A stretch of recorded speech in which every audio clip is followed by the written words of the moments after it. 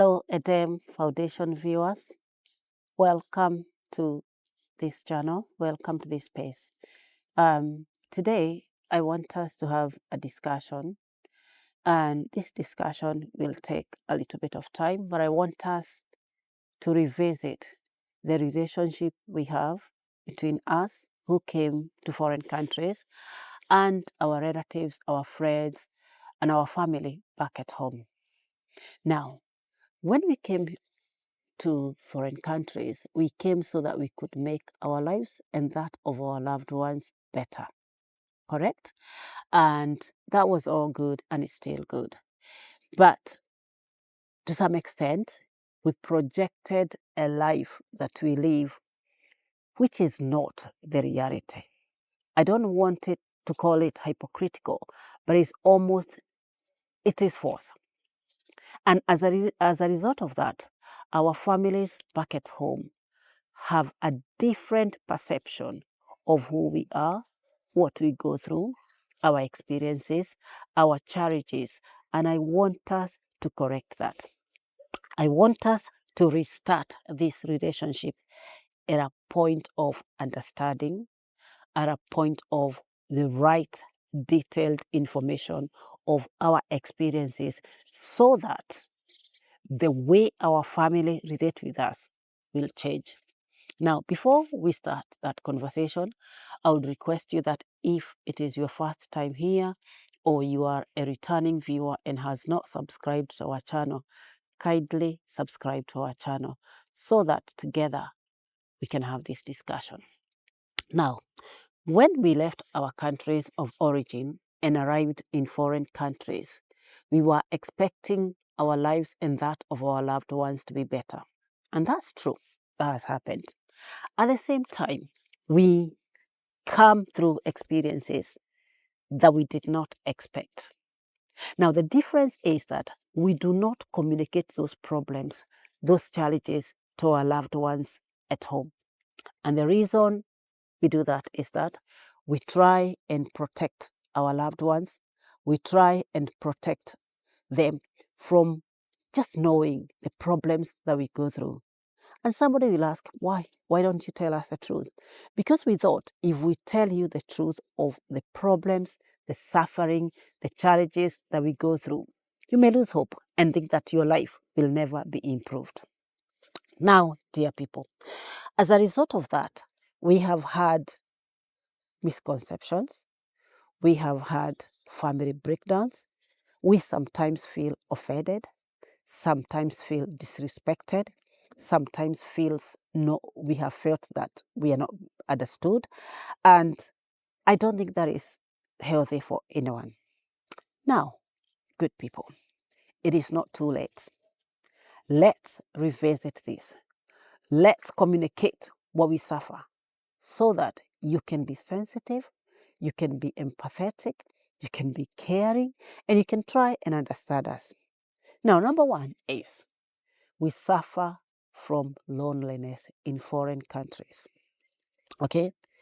Look, where we came from, Kenya, Uganda, Tanzania, whichever country, we have people called friends. In foreign country, we don't have friends. What we have are workmates, people you go to work with, churchmates, people you go to church with, housemates, people you live with. That is what we have. We don't have friends. And it's not because we are difficult people. It's not because we are horrible people. There is just no time for friends. And as a result of that, we almost operate a system that is very different from where we come from. So good people, we have almost lost our social interaction or our social concept of what is a friend. So if you call me, don't ask me how is my friend. We don't have friends here. They're just mates of everywhere we meet. And we are just good. Now, what does that mean? It means that we miss our family members. We miss our relatives. We miss our friends at home. And don't tell us that we don't know how to make friends.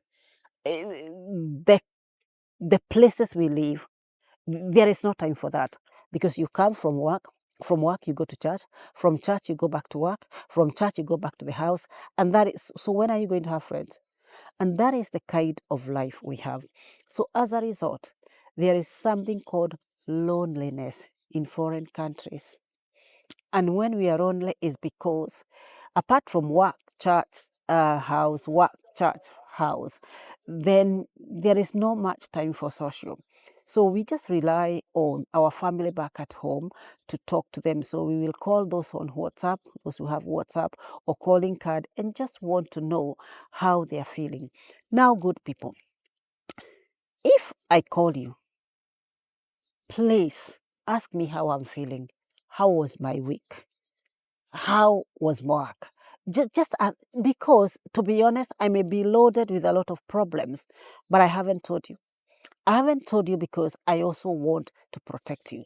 I want you to understand that the reason that we didn't tell you this is because we were trying to offer a protective shield to you so that you don't feel like, my sister, my brother, my relative, my cousin is in difficult situation. That means I will suffer. So we just decided to protect you, to put a protective shield around you so that you can only know what is important. You see? So when I call you, please, it will be very helpful if you want to know how my week was, how my time was, how I'm feeling. It is helpful. So we suffer from loneliness.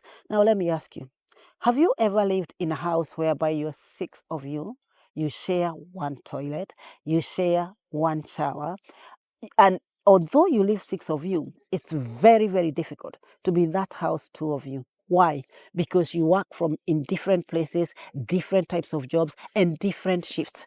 So you only rarely meet, or you come in, the other one has just been leaving, or the other one is trying to sleep. And in these houses that we live, apart from sharing that one toilet and sharing that one shower, you have to be very quick. So you cannot go for a shower and stay there 10 minutes. What are you doing? Because so-and-so is waiting and so-and-so doesn't want noise in that house. I want to sleep because I just arrived from work. Remember, these houses that we live, we are very, very sensitive. We are very cautious of our friends. So no blaring music because maybe somebody did a night shift. It is during the day and they are sleeping. So you have to also make sure that apart from you, you care for your friends. This is the kind of houses that we live, okay? So you can't just come and play blaring music. I remember like when I went to Kenya, I'm being told so-and-so tenant had loud music. We don't have that here because I may work during the day, my friend worked at night. The other one did twilight. Do you know what is twilight? Twilight means it's starting work at midnight and finishing at 7 o'clock. So that person, when they come and try and sleep, will you be playing your music? No. So as a result of that, we live in houses, we live in places whereby we are not selfish. We care for our neighbors because that neighbors' needs have to be met somehow. We have to live in peace. So I'm just saying, as a result of that, we suffer from loneliness. We also work very long shifts. Sometimes you do a night or a day, 14 hours. Have you ever been at work for 14 hours? Seriously, Kenyans, have you ever been at work for 14 hours? So we work very long shifts. We also make sure that those long shifts that we work, you have to be attentive. You're looking after a vulnerable person. You are looking at somebody whose life depends on you. So you cannot afford not being attentive. And then after all that, we come and we are calling you, hello, I'm just checking how you are. Hey, I'm fine. Can you buy da? So you start counting for me what I should buy, what I didn't buy, what I promised you and I haven't done. You haven't even checked how I'm feeling.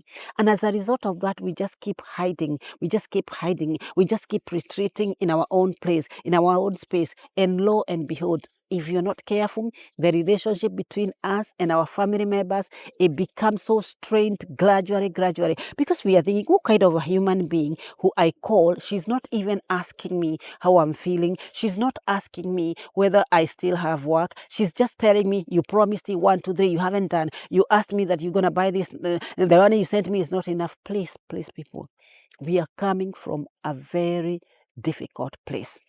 Now, before I go, I want to tell you the hardest part of that loneliness. If we miss a loved one at home when we are here, You know, if you come from out Kenya, you know that we take 7 days to bury someone. It is virtually impossible if you're employed to get permission within those 7 days and to travel and manage to go for the funeral. So you will either miss the mourning, the loss, or the funeral. Something will be missed. And I'm putting all factors constant that I will ask for an emergency leave. My manager or my HR is going to approve it, and I have money to travel, and I will be able to come home.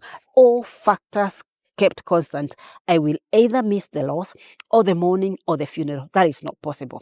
Now, it is worse if I'm unable to travel for many reasons. Maybe I just got paid and I've sent money home and I don't have anything else, and somebody and I have lost someone. Do you know what is going to happen?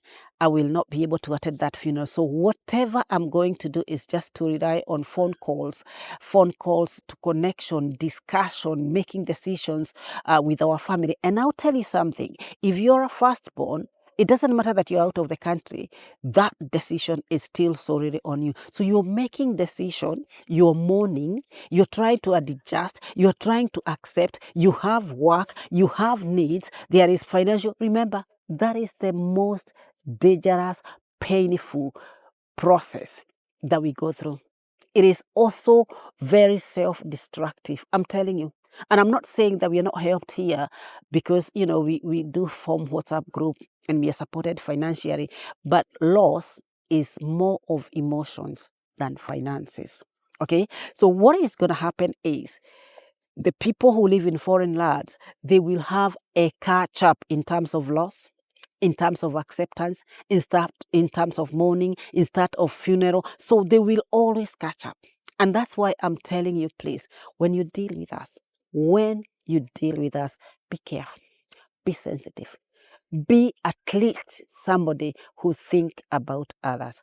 And this is why I'm saying the conversations we are having today and now is not about blame game. It is about let's start again. Let us express ourselves, good and bad, so you can understand who you are dealing with. So we will continue with these difficult conversations. And if you have a comment to make, a share, a clarification, you're free to engage. This is us deciding to tell you what we go through. Thank you.